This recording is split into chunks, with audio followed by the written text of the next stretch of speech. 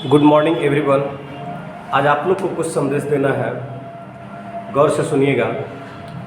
नई नियमावली 2023 जो आई है, इसके संदर्भ में आज हम बात कर रहे हैं। यह जो नई नियमावली 2023 है वो कहीं ना कहीं रूप से छलावा है।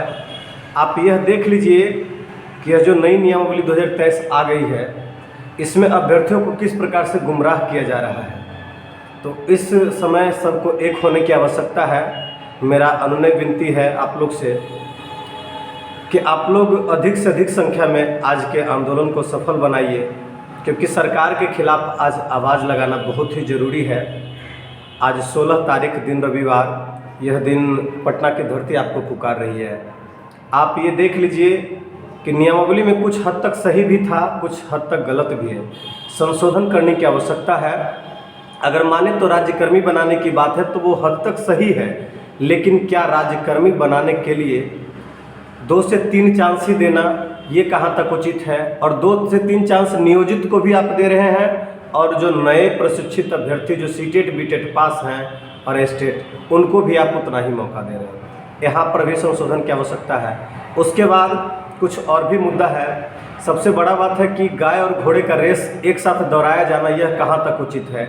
आपके साथ आपके खेमे में नियोजित शिक्षक भी आ रहे हैं और वही पद पर, तो सोच लीजिए कि 2.5 लाख से 3 लाख पदों पर जब वैकेंसी होगी तो पहले से ही 4 लाख ऑलरेडी नियोजित शिक्षक हैं ही।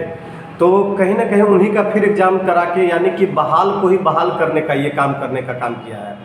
तो ये सब बिल्कुल भी गलत चीज़ है। आपको अगर जो करना है वैकेंसी, तो आप समायोजित कर लीजिए, सभी को एक समान हक दे दीजिए, आप नियोजित कर दीजिए। उसके बाद जितना एग्ज़ाम देना होगा हम लोग देंगे। इससे एग्ज़ाम से नहीं डरते हैं, आपकी गलत नीतियों से डरते हैं।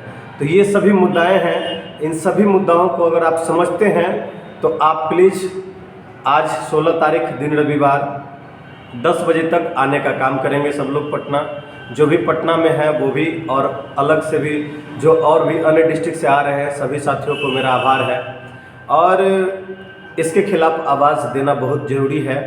मैं समझता हूँ कि एग्ज़ाम कोई बड़ी चीज़ नहीं है, लेकिन एग्ज़ाम अगर सही तरीके से हो तब कोई दिक्कत नहीं है। तो एग्ज़ाम का ना कोई मापदंड है, ना भी सिलेबस है, और इसमें बहुत सारी बाधाएं हैं जिसको कि दूर करने की आवश्यकताएं हैं। तो सबसे पहला चीज़ है कि 4 साल से जो प्रतीक्षारत विद्यार्थी हैं, क्या उनका क्या होगा। जो स्टेट मेरिट में आ गए हैं उनका क्या होगा। इन तमाम चीज़ों के लिए जो ये जुमलेबाजी की सरकार ये जुमला की है कि एक परीक्षा और दे दो, तो आप पहले जो काम हुआ है जहाँ तक पहुँचे वहाँ तक मुझे पहुँचा दो ना, फिर जितना एग्ज़ाम देना हो।